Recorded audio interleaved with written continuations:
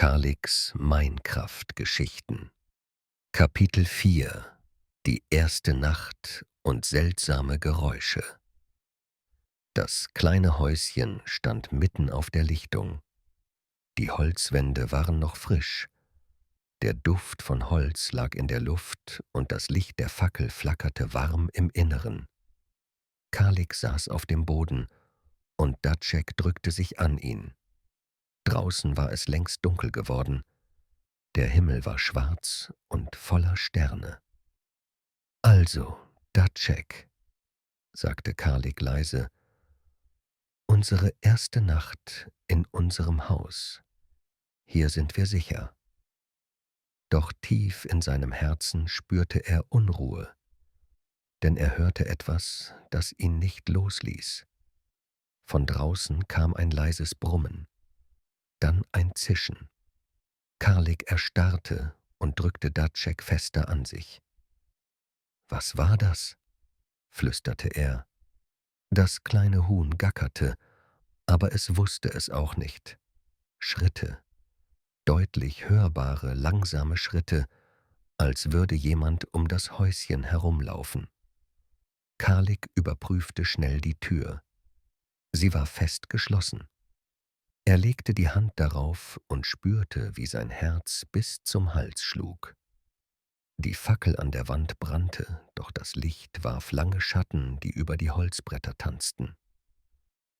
»Keine Angst, Datschek«, sagte er schließlich mutiger. »Wir sind hier sicher. Das Haus schützt uns.« Datschek schmiegte sich noch enger an ihn und gackerte leise, fast zustimmend. Draußen wiederholten sich die Geräusche, mal Brummen, mal Schritte, und dann wieder Stille. Diese Stille war fast noch schlimmer als die Geräusche selbst. Karlik versuchte an etwas Schönes zu denken. Er erinnerte sich an die Brücke, die sie repariert hatten, an die funkelnden Kristalle in der Höhle und daran, wie sie das Haus gerade noch rechtzeitig vor der Dunkelheit gebaut hatten. Die Zeit verging langsam. Die Nacht war lang. Doch nach und nach wurde Karlik ruhiger. Er saß da, beobachtete die Flamme der Fackel und sprach mit Datschek. »Morgen«, sagte er, »bauen wir ein größeres Haus und wir machen uns ein Bett. Das hier ist erst der Anfang, Datschek.« Das Küken gackerte zufrieden und schlief für eine Weile ein.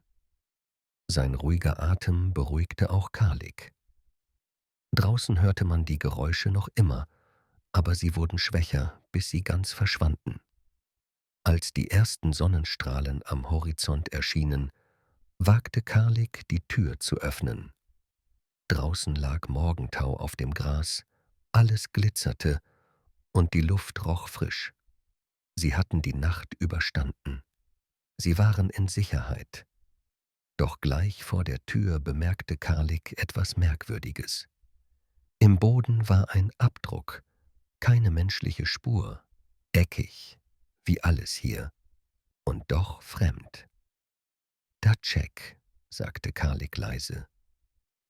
»Jemand ist letzte Nacht um unser Haus geschlichen.« Datschek legte den Kopf schief und gackerte. Er sah neugierig und ein bisschen ängstlich aus. Karlik dachte nach. »Wir müssen vorbereitet sein. Ein kleines Häuschen reicht nicht. Wir brauchen Werkzeuge, Vorräte und einen besseren Unterschlupf.« Er streichelte Datschek über den Kopf. »Aber das Wichtigste ist, dass wir zusammen sind. Und dass wir die erste Nacht geschafft haben.« Die Sonne stieg höher, und mit ihr wuchs auch Karliks Entschlossenheit. Aus seiner Tasche zog er die Fackel, die er vom Dorfbewohner bekommen hatte. Sie war fast abgebrannt, aber sie erinnerte ihn daran, dass er nicht hilflos war. »Morgen bauen wir etwas Besseres«, sagte er zu sich selbst. So begann ein neuer Morgen. Karlik und Datschek hatten ihre erste Nacht in der Minecraft-Welt überstanden. Doch die Spur vor ihrem Haus verriet, dass ihr Abenteuer noch lange nicht zu Ende war.